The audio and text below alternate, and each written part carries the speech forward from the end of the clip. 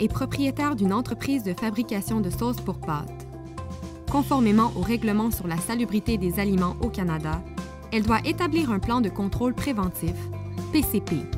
PCP est un document écrit qui explique en détail comment une entreprise s'assure d'offrir aux consommateurs des aliments salubres et propres à la consommation. Pour rédiger un PCP, Anna doit posséder une connaissance technique de la façon dont sa sauce est préparée, une connaissance scientifique de la salubrité alimentaire. Elle peut s'en charger elle-même ou confier la tâche à son personnel. Elle peut également faire appel à des experts externes si elle ou son personnel n'ont pas le temps ou l'expertise nécessaire à la rédaction d'un tel document.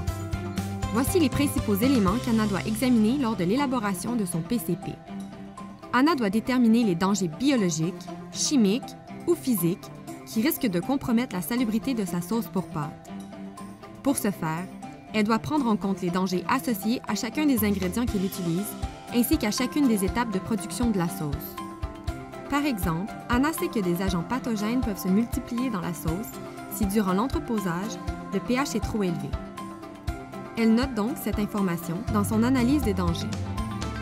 Anna doit décrire les mesures de contrôle qu'elle mettra en place pour que les dangers préalablement décrits soient réduits à un niveau sûr, en plus de faire la preuve de leur efficacité.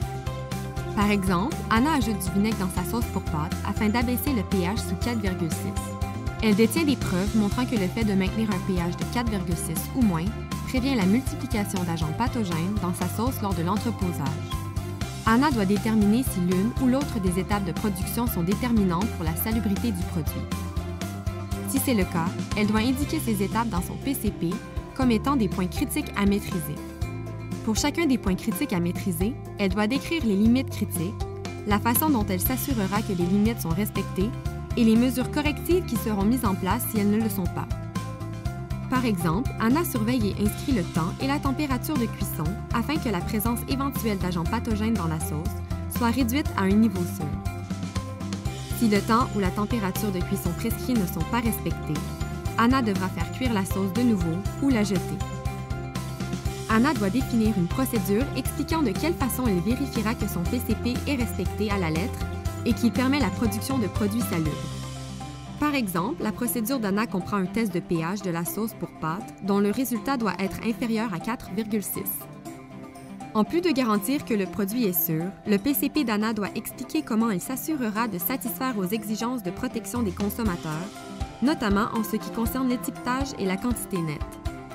Par exemple, Anna vérifie un contenant tiré de chaque lot pour confirmer que le volume inscrit sur l'étiquette correspond bel et bien au contenu.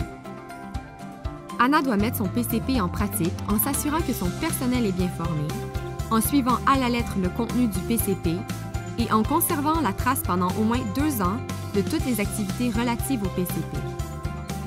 Elle peut en garder une version imprimée dans son établissement ou le conserver au moyen d'un programme informatique. Il est essentiel qu'Anna revoie régulièrement son PCP afin de s'assurer qu'il est à jour, et elle doit le modifier au besoin. Elle doit également l'actualiser si un problème survient ou quelque chose change, comme l'utilisation d'un nouvel ingrédient ou l'introduction d'un nouvel équipement. En fonction du produit que vous fabriquez, il se peut qu'un PCP écrit ne soit pas requis si les revenus annuels de votre entreprise sont inférieurs à 100 000 $. Vous devrez néanmoins vous assurer que des mesures de contrôle préventif sont en place.